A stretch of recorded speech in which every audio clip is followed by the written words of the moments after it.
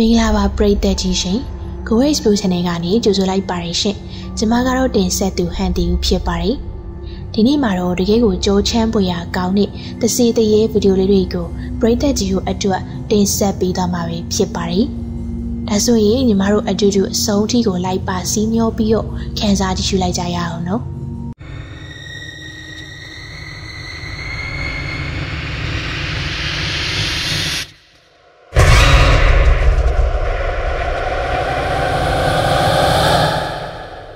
နံပါတ် The Haunted Fan House Stephen YouTube channel ကိုထောင်ချတဲ့ Ghost Hunter အဖွဲ့ကတရက်တော့တဘာဝလုံးဖြစ်ရက်တွေဖြစ်ပြနေတဲ့နာမည်ဆိုးနဲ့ကြော်ကြားတဲ့လေတဲ့အိမ်တအိမ်ကိုတွားရောက်စုံစမ်းပါတယ်။အဲ့ဒီလေတဲ့အိမ်ကစိုးပြေးခံချရတာနှစ်ပေါင်းများစွာကြာပြီဖြစ်ပေမဲ့လေအဲ့ဒီကနေထူးဆန်းတဲ့အတန်တွေအစုံကြာရလေးရှိပြီးဝက်တင်နဲ့အခြားတရိတ်ဆန်တွေအဲ့ဒီ channel မှာရှိနေရကိုမြင်တွေ့ရတတ်တယ်လို့ဆိုကြပါတယ်။ဒါအပြင်တစေတကောင်လဲတဲ့အပြင်ဘက်ကိုပြေးထွက်လာပြီးလမ်းပေါ်ကိုပြေးသွားတာကိုတခါတည်းရမြင်တွေ့ရလိမ့်ရှိပြီးတော့တခါတလေအဲ့ဒီတစေကြောင့်ကားအက်ဆီဒန့်ဖြစ်ပြီးသေဆုံးသွားရသူတွေလည်းရှိတယ်လို့ဆိုကြပါတယ်။ဒီဆိုရတဲ့သမိုင်းကြောင်းအလုံးကိုသိနေပေမဲ့ Extinct File Ghost Hunter အဖွဲ့ကမကြောက်ရွံ့ပဲစုံစမ်းရေးကိုပြုလုပ်ခဲ့ပါတယ်။သူတို့ကဒီလေတဲ့အိမ်မှာစုံစမ်းရင်းနဲ့ဘလို့ကြောက်စရာတွေကြုံတွေ့ရမလဲဆိုတာအတူတူကြည့်လိုက်ကြရအောင်နော်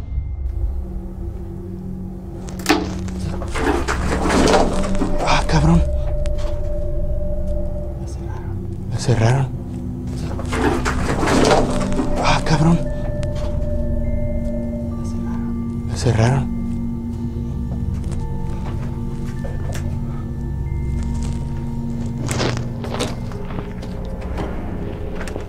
Mira,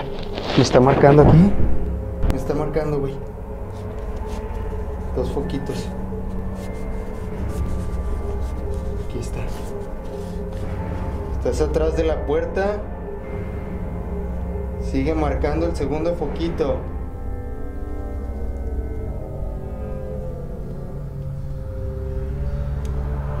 Bueno, se fue.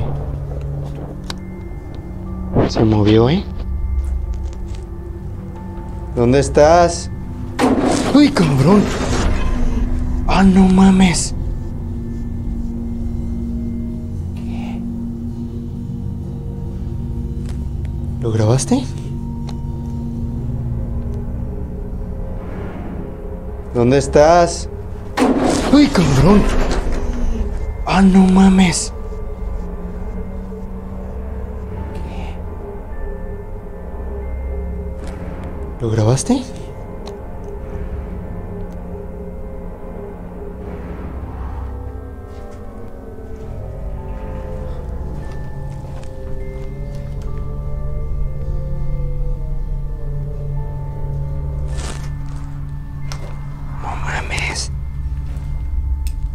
သူတို့ရှိကတကားတစ်ချက်ကတစုံတစ်ယောက်ဒါမှမဟုတ်တစုံတစ်ခုကစောင်းပိတ်လိုက်တဲ့ပုံစံအတိုင်းပိတ်သွားပါတယ်။အဲဒီနောက်တိတ်မကြခင်မှာပဲ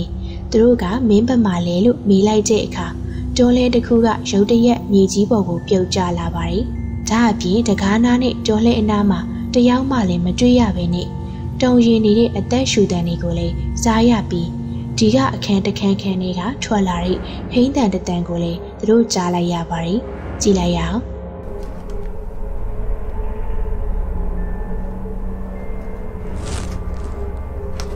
No mames.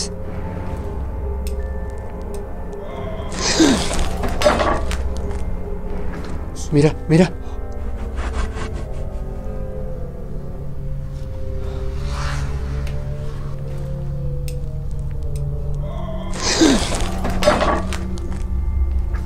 Mira, mira. အဲဒီနောက်ပိုင်းတော့သူတို့ကဆက်ရဲ့ဦးတီညွန်ပြရာဟိန်းတန်ထွက်လာရာနောက်ကိုလိုက်ပြီးစုံစမ်းဖို့ဆုံးဖြတ်လိုက်ပါတယ်။အဲဒီခါမှာတော့သူတို့အခုလိုဖြစ်ရက်တွေနဲ့ကြုံတွေ့လိုက်ရပါတော့တယ် No mames. ¿Viste eso?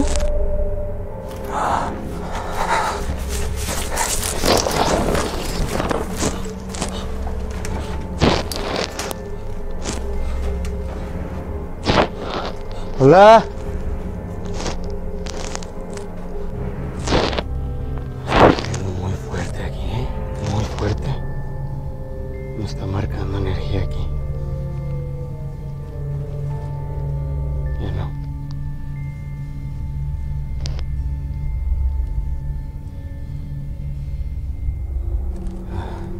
understand, güey.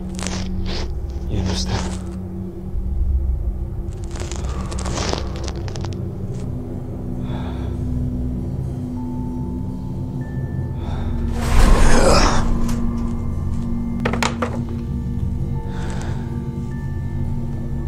Sé qué está pasando, güey. Solo tiene residuos como de plástico.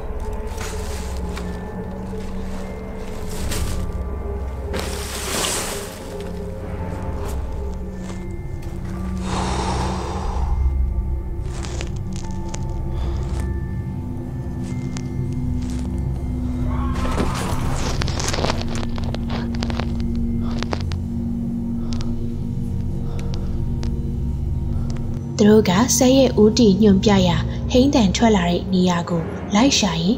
နောက်ထပ်တင်းငယ်တစ်ခုစီကိုရောက်ရှိသွားပါတယ်။အဲဒီမှာတစ်ခုခုရွေ့ရှာသွားတဲ့ပုံစံကိုသူတို့အပြင်ဘက်ကနေမြင်လိုက်ရတဲ့အပြင်အထဲရောက်တဲ့အခါမှာလေတစုံတစ်ခုကသူ့အလိုလိုတဟုန်ထိုးရွေ့သွားတာကြောင့်သူလည်းအဲ့ဒီအရာကိုသွားကြည့်တဲ့အခါမှာတော့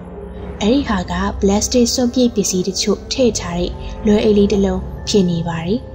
အဲဒီနောက်ပိုင်းမှာတော့သူတို့ဖွဲ့တွေကဖာဘီယိုဆိုတဲ့တယောက်ရဲ့လက်တစ်ဖက်ကရုတ်တရက်စပြီးတော့နာကျင်လာပါတယ်။သူတို့လေဘာကြောင့်အဲ့လိုဖြစ်တာလဲဆိုတာနားမလည်နိုင်ဖြစ်ပြီးဒီနေရာကနေပြန်ထွက်ဖို့ဆုံးဖြတ်လိုက်ရပါတော့တယ်။ကျမအမြင်ရပြောရရင်တော့သူတို့ကြုံတွေ့ခဲ့ရတဲ့ဖြစ်ရပ်တွေကတကယ်ကိုလန့်စရာကောင်းပါတယ်။ဒါအပြင်ဒေတာခန်ရဲ့ပြောဆိုချက်တွေရောဒီဗီဒီယိုကိုပါကြည့်ရသလောက်ဆိုရင်ဒီလေးတဲ့အိမ်မှာတစေတရေတွေအများပြားရှိနေပြီးအဲ့ဒီအရာတွေကသူတို့ကိုအသက်အန္တရာယ်တောင်ပြုနိုင်ချေရှိပါတယ်။ပရိသတ်တို့ရောဘယ်လိုချင်ပါတယ်လဲရှင်။အောက်ကကွန်မန့်မှာဝင်ရောက်ဆွေးနွေးပေးခဲ့ကြပါအောင်နော်။ပရိသတ်တို့အနေနဲ့ဒီစုံစမ်းရေးဗီဒီယိုအပြည့်အစုံနဲ့သူတို့ဖွဲ့ရဲ့အခြားသောကြောက်စရာကောင်းတဲ့စုံစမ်းရေးဗီဒီယိုအများအပြားကိုသူတို့ရဲ့ YouTube Channel Extend File မှာဝင်ရောက်ကြည့်ရှုနိုင်ပါတယ်ရှင်။နံပါတ်2 Evil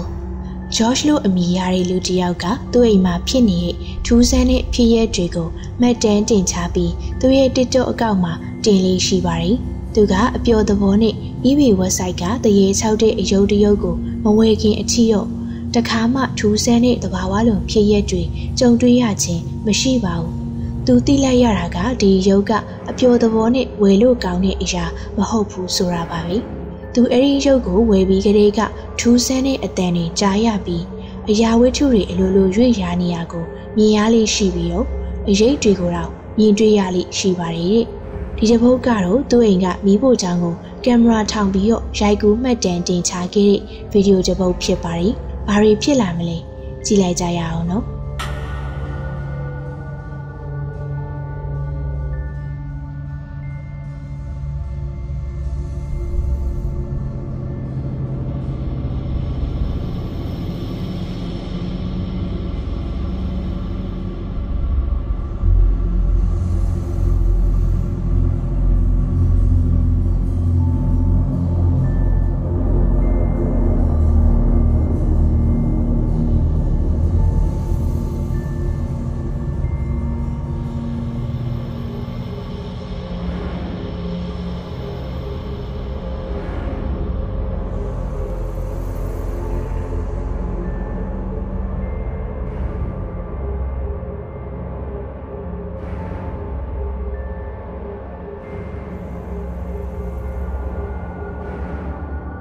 မီးဖိုချောင်တွေကဗီဒီယိုတစ်ခုကအလိုလိုပွင့်သွားပြီးတိတ်မကြခင်မှာပဲမီးဖိုစင်ဘောကယူနီဦးကအလိုလိုရွေ့သွားပါတယ်။နောက်ဆုံးတော့ယူနီဦးကကျမ်းမြေပေါ်ကိုဇောက်ထိုးပြုတ်ကျသွားပါတယ်။ဒီဗီဒီယိုက George ကိုနည်းနည်းတော့လန့်သွားစေခဲ့ပေမဲ့သူနောက်ထပ်ကြုံရတဲ့ဖြစ်ရပ်နဲ့နှိုင်းယှဉ်ရင်တော့ဘာမှမပြောပါတော့ပါဘူး။နောက်တစ်ရက်မှာသူကြုံရတဲ့ဖြစ်ရပ်ကအဲ့ဒီချက်ပို့ပြီးတော့ကြောက်စရာကောင်းပါတယ်။ကြည့်လိုက်ကြရအောင်နော်။ I was woken up to scratching at my door.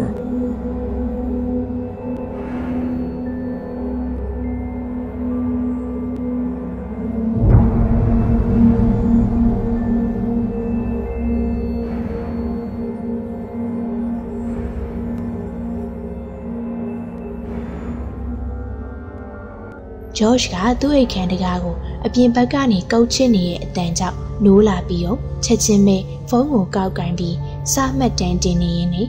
သူ သူ့ကင်မရာကိုအခန်းတကားဘက်ကိုလှည့်လိုက်တဲ့အခါ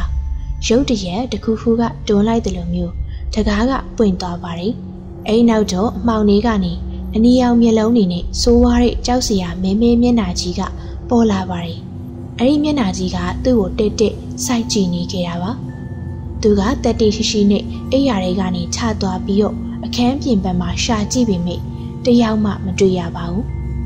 သူမြင်လိုက်ရတဲ့အရာကြီးကတကယ်ကိုကြောက်စရာကောင်းပါတယ်ရှင်။ TikTok user Josh မြင်လိုက်ရတဲ့အရာကိုပရိသတ်တို့ဘာလို့ထင်ပါတယ်လဲရှင်။ဒီအရာကစိုးရုပ်တဲ့နတ်ဆိုးတစ်ကောင်လား။ဒါမှမဟုတ်မကောင်းတဲ့တစေတရေလိုအရာမျိုးလား။ကိုယ့်ရဲ့ထင်မြင်ချက်လေးတွေကိုပြောပြပေးခဲ့ကြပါဦးနော်။နံပါတ်3 Creepy Impression အမျိုးသမီးတစ်ယောက်က Snapchat မှာကြောချမ်းပွေရာကောင်းတဲ့ဗီဒီယိုတစ်ပုဒ်ကိုတင်ထားခဲ့ပါတယ်။ဗီဒီယိုထဲမှာတော့သူမရှိနေတဲ့အခန်းထဲမှာထူးဆန်းပြီးကြောက်စရာကောင်းတဲ့ပုံရိပ်တစ်ခုရှိနေရကိုရိုက်ကူးမိထားပါတယ်။အဲ့ဒီမျိုးသမီးကအဲ့ဒီအချိန်အိမ်မှာသူမတစ်ယောက်တည်းပဲရှိနေခဲ့တာလို့ဆိုထားပါတယ်။ကြည့်ရတာတော့သူမကဒီဗီဒီယိုကိုပြန်ကြည့်တဲ့အခါကျမှကြောက်စရာပုံရိပ်ကိုပြန်တွေးလိုက်ရတဲ့ပုံစံပါပဲ။